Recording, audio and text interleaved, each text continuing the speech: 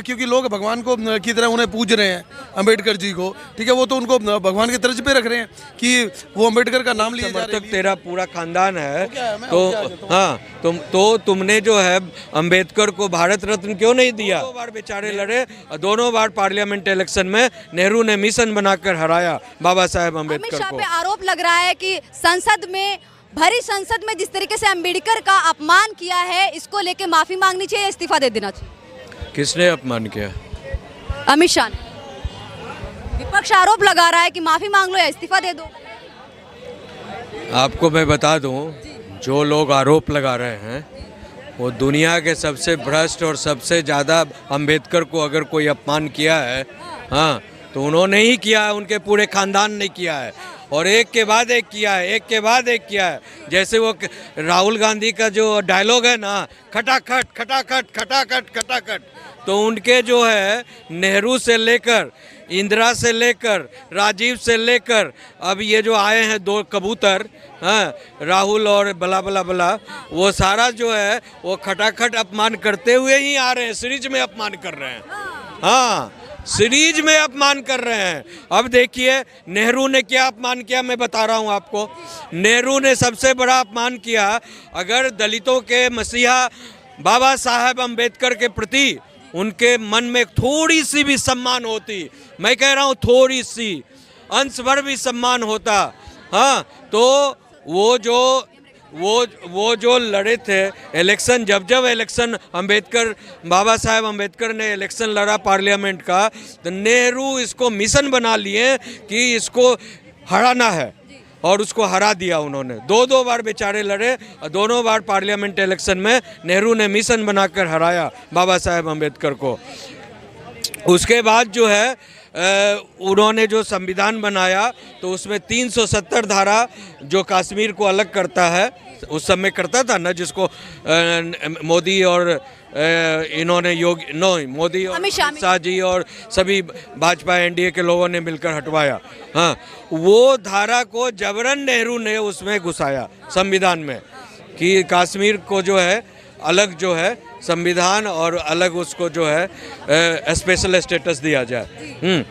वो जो है डालकर उसके बाद इंदिरा का आया, तो इंदिरा ने क्या किया, सबसे पहले तो उसने मरवा दिया उसको, जो देश के सबसे योग्य जो थे प्रधानमंत्री थे, हाँ, तो लाल बहादुर शास्त्री की बात। लाल बहादुर शास्त्री जी को उन पॉइजन देकर जो है चीन में, रसिया में मरवा दिया गया उसके, बिकॉज वो चाहती थी कि जब तक ये मरेगा नहीं तब तक मैं प्रधानमंत्री नहीं बन सकती। इतने पॉपुलर थे, इतने योग्य थे लाल बहादुर शास्त्री, हमारे पूर्व प्रधानमंत्री। तो अब इसने जो है, उसके बाद जब ये मिसेज गांधी आई, हाँ, तो ये तो सबसे बड़ा क्राइम क्या कि इमरजेंसी लगाकर पूरे भारत को पैरालाइज्ड कर दी, पूरे सिस्टम को पैरालाइज कर दिया, हाँ, और पैरालाइज करने के बाद उसने जो दूसरा क्राइम किया कि जो संविधान का जो मूल आत्मा है, प्रियम्बल में जबरदस्ती उन्होंने 2 शब्द घुसेड़ दिया, हाँ, क्या घुसेड़ा? Secularism, socialism. तो सेकुलरिज्म घुसेड़ने के पीछे राज क्या था कि भारत में जो है वो उसको फैलाना है, हाँ, भारत में क्रिश्चियनिटी को फैलाना है और इस्लामिक फोर्स को पावर करना है। तो इन्होंने जो है एक कानून के तहत उसमें एक प्रियम्बल में ही घुसा दिया, और उसके परिप्रेक्ष्य में जो है सारे कानून, वक्फ बोर्ड 1995 में स्ट्रॉन्ग बना दिया कि वक्फ बोर्ड जहां हाथ रख देगी, हाँ, वो ज़मीन, जगह, मकान, सारी चीज़ उसकी हो जाएगी। जो उसके बाद 1991 जो है प्लेसेज ऑफ वर्शिप एक्ट कर दिया कि जितने भी इन्वेडर्स ने मंदिरों को तोड़कर मस्जिद बनाया, कब्रगाह बनाया या भी दरगाह बनाया, वो जो आज़ादी के बाद जो भी उन्होंने आज़ादी के पहले अपराध किया, तो आज़ादी के पहले उनको सर्टिफिकेट देने का काम किया। उसके बाद माइनॉरिटीज कमीशन बनाकर उसको स्पेशल इंस्टीट्यूशन का जो है उन्होंने जो है एम्पावरमेंट किया। लाइक दैट उन्होंने उसके बाद क्या है, ये आए राजीव गांधी आने के बाद जो है उन्होंने वही किया, जो माइनॉरिटी प्रेजेंट में आते हैं सर, जिस तरीके से अभी राहुल गांधी है वो नीली कलर की टी शर्ट पहन के जाते हैं, प्रियंका गांधी वो नीली कलर की साड़ी पहन के जाती हैं, क्योंकि दिखा रही हैं कि संविधान का अपमान जब मैं जब तो होगा आपको यही तब कह तब हम आगे आएंगे और सामने खड़े हो जाएंगे। मैं तो वही कह रहा हूँ ना कि ये जो न्यू कैरेक्टर्स जो आए हैं, जो कह रहे हैं कि हम जो है अंबेडकर के मूल आत्मा हैं और अंबेडकर के मूल समर्थक लोग हैं, तो उनसे ये न पूछा जाए कि जब तुम मूल समर्थक तेरा पूरा खानदान है तो हाँ तुमने जो है अंबेडकर को भारत रत्न क्यों नहीं दिया? नेहरू जी ने खुद भारत रत्न अपने जब प्रधानमंत्री से चिपका लिया, इंदिरा ने अपने नाम से चिपका लिया, अब जो है प्रियंका और जो राहुल अपने नाम से भारत रत्न चिपकाने के लिए सब कहानी कर रहे हैं। सहमत है सर आप इन पैसा नहीं, ऐसा कुछ नहीं है कि वो अपने क्या हो सकता है, हो भी सकता है और नहीं भी हो सकता।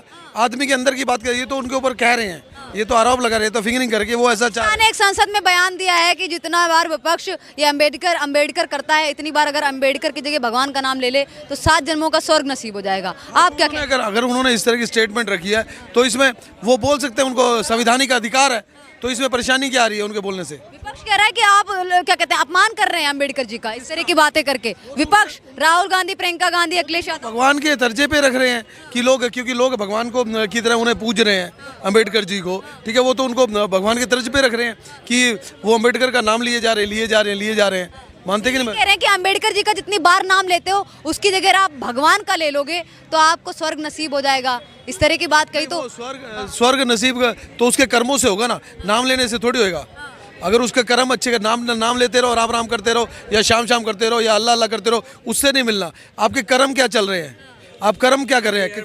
गीता के अंदर बेटा साफ लिखा गया है, कर्माणाधिकार से माँ फलेशु कदाचन माँ कर्म फले तू रे भूर्मो तो सोगस्तो कर्माणी, मतलब कर्म कर, तेरे को कर्म के हिसाब से फल मिलना है। नाम नूम जपता रहा, कितना ही तू करता रहा, वो तू अपने अंतर ध्यान के लिए कर रहा है। अपने लगातार प्रदर्शन कर रहा है कि हम ये अपमान बर्दाश्त नहीं करेंगे। राहुल गांधी, प्रियंका गांधी, साथ ही केजरीवाल। तो विपक्ष का तो काम यही है, विपक्ष नहीं करेगा तो उसे कौन जानेगा? वो कौन अपनी प्रेजेंटेशन, अभी तुमने कहा ना प्रेजेंट में आओ, तो उसकी प्रेजेंट कौन दे पाएगा? अपनी प्रेजेंस तो विपक्ष को दिखानी है ना, तो वो तो मुद्दा तो बनाएगा ही बनाएंगे, तो विपक्ष तो मुद्दा हमेशा बनाएगा ही बनाएगा। और अगर